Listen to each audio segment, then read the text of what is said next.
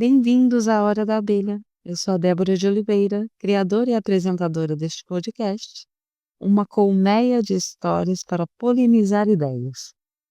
Esse podcast é feito para você que gosta de arte, natureza, humanidade e sustentabilidade. Aqui a gente conversa sobre pessoas, movimentos e histórias que transformam o mundo, ou pelo menos o nosso jeito de olhar para ele. Ah, e já aproveito para te lembrar.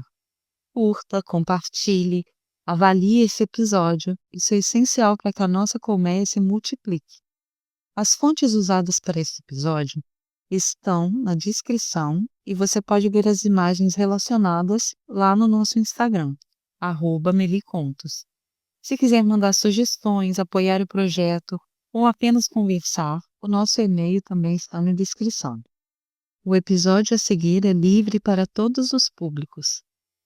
Agora vamos voar juntos porque vai começar a Hora da Abelha.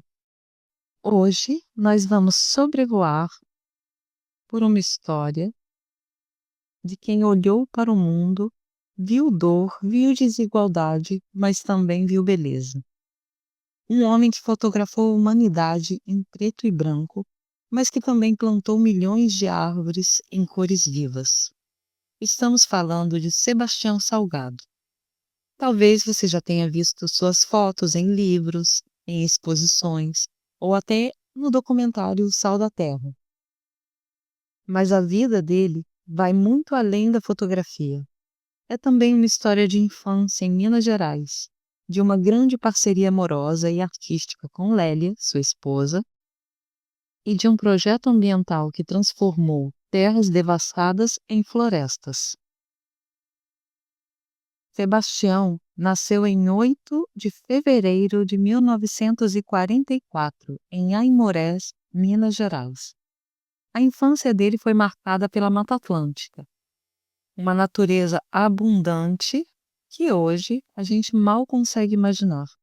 Rios cheios, colinas verdes, floresta viva. Mas olha só, a fotografia não foi a sua primeira paixão. Ele estudou economia, formou-se na Universidade Federal do Espírito Santo, fez mestrado na USP e até trabalhou em grandes projetos de desenvolvimento. Foi só aos 30 anos de idade que ele pegou uma câmera pela primeira vez.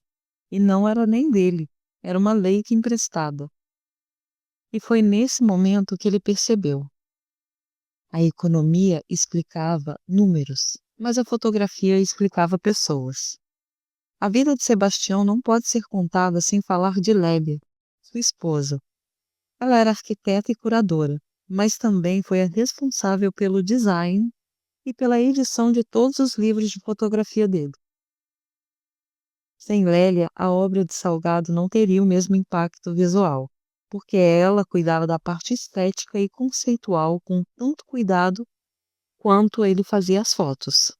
Foi ela quem primeiro acreditou que aquele olhar fotográfico do marido poderia mudar o mundo.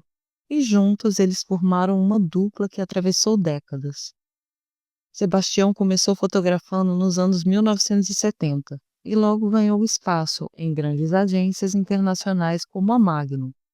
Para quem não sabe, a Magnum é uma das agências mais importantes e prestigiadas do mundo.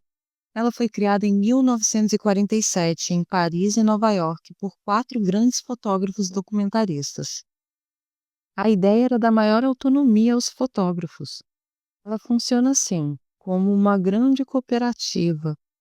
É, Ao longo das décadas, ela se tornou um sinônimo de fotografia documental de qualidade, com muitos dos registros do século XX, entre guerras, revoluções, transformações sociais, foram feitos por fotógrafos da Magnum.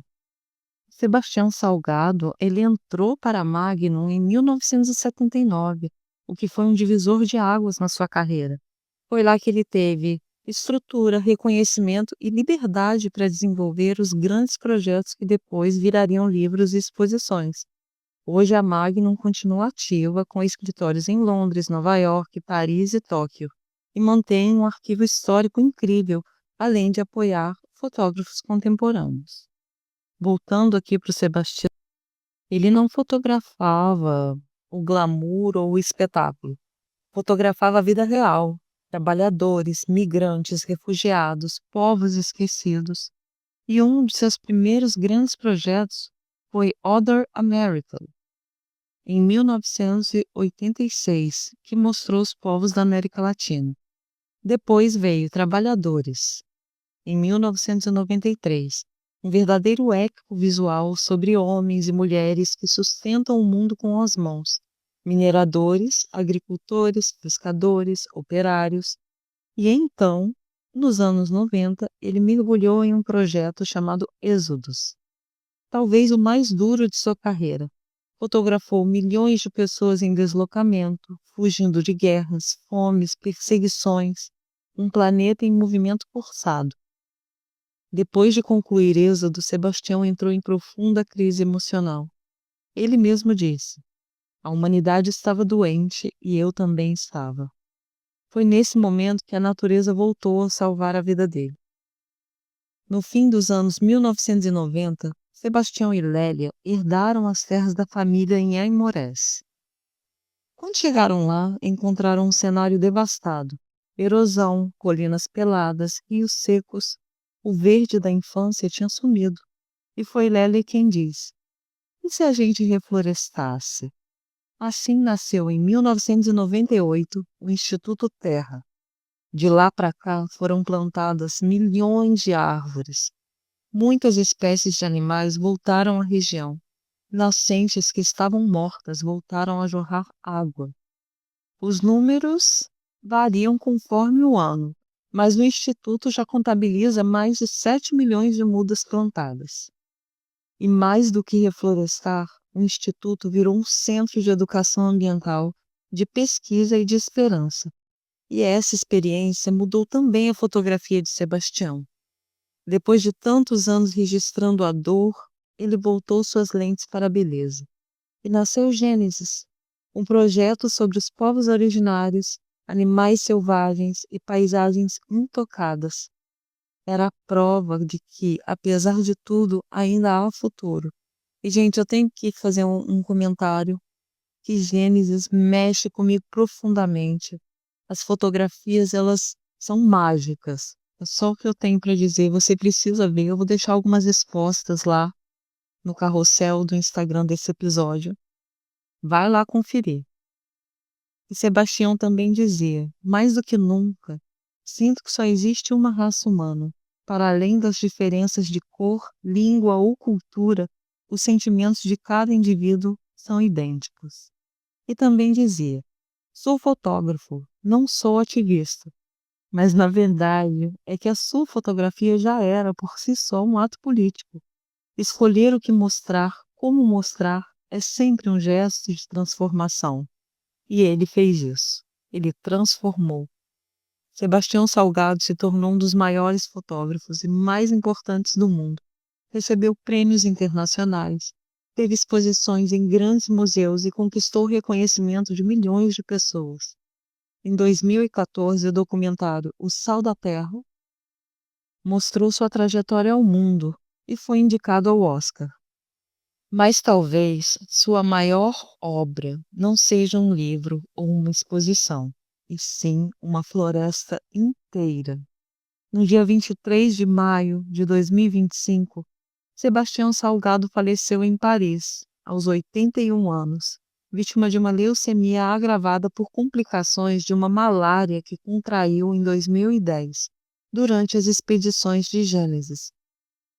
Mas o Instituto Terra continua vivo, segue reflorestando, formando novas gerações de educadores ambientais e mostrando que é possível regenerar a Terra. O legado de Sebastião Salgado é duplo. De um lado, imagens que nos obrigam a enxergar a dor e a dignidade da humanidade. De outro, árvores que nos lembram que é sempre tempo de plantar esperança. Talvez esse seja o retrato mais bonito de sua vida. Não uma fotografia, mas uma floresta inteira. Este foi mais um episódio da Hora da Abelha, uma colmeia de histórias para polinizar ideias. Se essa história te tocou, compartilhe com alguém, avalie o podcast, Siga o nosso Instagram, @melicontos, e entre no grupo do Telegram. As fontes usadas para esse episódio estão todas na descrição, assim como o e-mail para sugestão, apoio ou contato. Obrigada por ouvir. Até o próximo voo. Tchau!